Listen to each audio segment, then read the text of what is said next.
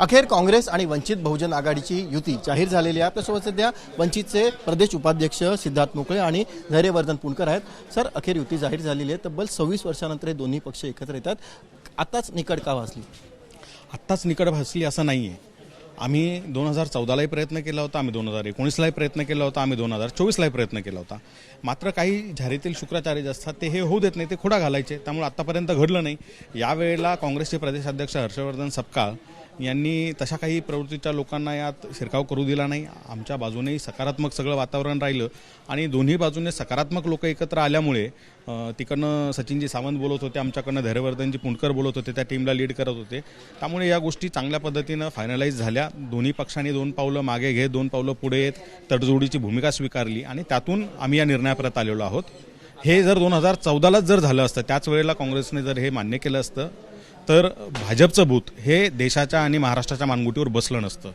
तुम्ही म्हणताय की आता तुमची युती झालेली आहे, मात्र अगदी काही दिवसापूर्वी प्रकाश आंबेडकर यांनी काँग्रेसवरती अगदी परखड भाषेमध्ये टीका केली होती। काँग्रेसजवळ ओरबाडण्याची त्यांची भूमिका सोडत नाही, वृत्ती सोडत नाही, तोवर त्यांच्यासोबत कोणी चर्चेला बसणार नाही आणि आता लगेच युती जाहीर होते। काँग्रेसचे नेते कार्यकर्ते सुद्धा नाकारणार नाहीत की काँग्रेसमध्ये अनेक नेते हे घराणेशाहीवाले नेते आहेत। त्यामुळं प्रत्येक गोष्ट ही माझ्या कार्यकर्त्याला, माझ्या नातेवाईकाला, माझ्या मेहुण्याला, माझ्या पाहुण्याला या पद्धतीचे नेते जे आहेत किंवा घराणी जी आहेत त्या लोकांची ती ओरबडण्याची जी भावना आहे त्या संदर्भातलं ते बाळासाहेबांचं वक्तव्य होतं। आपल्याकडे बहुपक्षीय लोकशाही आहे आणि अनेक राजकीय पातळीवरचे मतभेद आपण एकमेकांसमोर ठेवत असतो, ते व्यक्त करत असतो, ते स्वीकारत असतो आणि हेच या लोकशाहीचं सौंदर्य आहे। त्यामुळे बाळासाहेबांची भूमिका ही कायम स्पष्ट राहिलेली आहे आणि उघड राहिलेली आहे। त्या पद्धतीने बाळासाहेब बोलले। मुंबईची युती आज जाहीर झाली, मात्र मुंबईच्या ज्या अध्यक्ष आहेत काँग्रेसच्या वर्षाताई गायकवाड, त्या आज कुठेच दिसल्या नाहीत। त्यांच्याकडनं सांगण्यात आलं काहीतरी त्या कुठल्या स्क्रीनिंग कमिटीच्या मीटिंग वगैरे त्यामध्ये त्या व्यस्त आहेत म्हणून। पण ह्या सगळ्या प्रक्रियेमध्ये त्यांचे जे काही 3 जणांची कमिटी होती ती त्यांच्या मुंबई कमिटी, मुंबईचे अध्यक्ष, महाराष्ट्राचे अध्यक्ष, त्यांची कमिटी या सगळ्यांशी सल्लामसलत करून बोलून त्या प्रक्रियेतून निर्णय घेऊनच ती सगळे निर्णय फायनल करत होती। आमच्याकडे त्याच पद्धतीनं डॉक्टर धैर्यवर्धन पुणकर यांच्या नेतृत्वातली जी कमिटी आहे ती आमच्या राज्य कार्यकारिणीशी आणि आमचे राष्ट्रीय नेते बाळासाहेब आंबेडकर यांच्याशी कन्सल्ट करून मग पुढील निर्णय घेत होती। 62 जागा तुम्हाला देण्यात आलेल्या आहेत। काँग्रेस जवळपास 165 जागा लढवेल।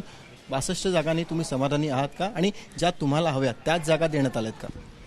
युती करत असताना सगळ्याच जागा आम्हाला पाहिजे असा दोन्हीकडचा आग्रह राहिला तर तो युती वर्कआउट होत नाही। परंतु समाधानकारक चर्चा झाली, पण ज्या काही जागा अजूनही त्यांना पण आमच्याकडून हव्या आहेत आणि आम्हालाही अजून हव्या आहेत, ही चर्चा सुरू राहील, त्यातून समाधानकारक तोडगा काढू।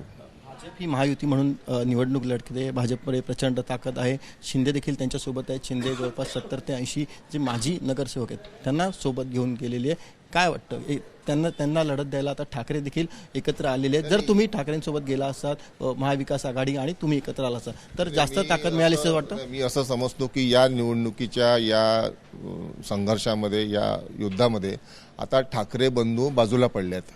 आता ही लढाई भाजप विरुद्ध आमची आघाडी, वंचित आणि काँग्रेस आणि भाजप आणि त्याचे मित्रपक्ष, अशी आता ही थेट लढाई आहे।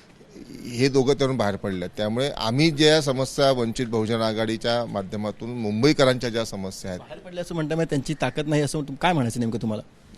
राजकीय ती लढाई मतदारांसमोर ते आता म्हणजे ते राहिले नाही आहे, रेलेव्हंट राहिले नाही आहेत ठाकरे बंधू। तुम्ही 25 वर्ष सत्ता, तुम्ही लोकांना दिसताय की तुम्ही स्वतःचे व्यवसाय सांभाळण्यासाठी, ते राखण्यासाठी तुम्ही एकत्र येत आहे। तुमची सत्ता घरातल्या घरात राहिले पाहिजे म्हणून एकत्र येत आहे। मुंबईकरांचं काही घेणदेण नाही राहिलं आहे, मुंबईकरांना समजलं आता। शेवटचा प्रश्न, एकीकडे भाजप आहे, शिंदे गट आहे, तर दुसरीकडे ठाकरे बंधू आहेत। काय वाटतं की तुम्ही आता काँग्रेससोबत आहात, किती यश तुम्हाला मिळेल? शिंदे गट हा मुळात शिवसेनेतून फुटून सत्तेसाठी तिकडे गेला। दोन्ही ठाकरे हे मुळात सत्ता पुन्हा आपल्या हातात यावी यासाठी एकत्र आलेत। भाजप 2014 पासून देशाला कसा ओरबाडून खातोय आणि गेली 5 वर्ष निवडणुका न घेता प्रशासकाच्या माध्यमातून स्थानिक स्वराज संस्था कशा ओरबाडल्यात हे सगळ्या जनतेनं पाहिलेलं आहे। त्यामुळे सत्तेसाठी आणि पैसेसाठी आपापलेल्या या सगळ्या पर्यायांना लाथाडून जनतेच्या मूलभूत प्रश्नावर काम करणाऱ्या काँग्रेस आणि वंचित बहुजन आघाडीच्या पर्यायाला स्वीकारेल। वंचितचे प्रदेश उपाध्यक्ष त्यांनी स्पष्ट केलेलं आहे की जरी ठाकरे बंधू आणि भाजप महायुती हे जरी निवडणुकीत लढत असले तरी देखील सध्याची राजकीय परिस्थिती बघता मुंबईकर हे नक्कीच त्यांचं मत हे त्यांच्या पारड्यात टाकतील. व्हिडिओ जर्नलिस्ट हेमंत कदमसह सचिन गाड, एबीपी माझा, मुंबई. एबीपी माझा, उघडा डोळे बघा नीट.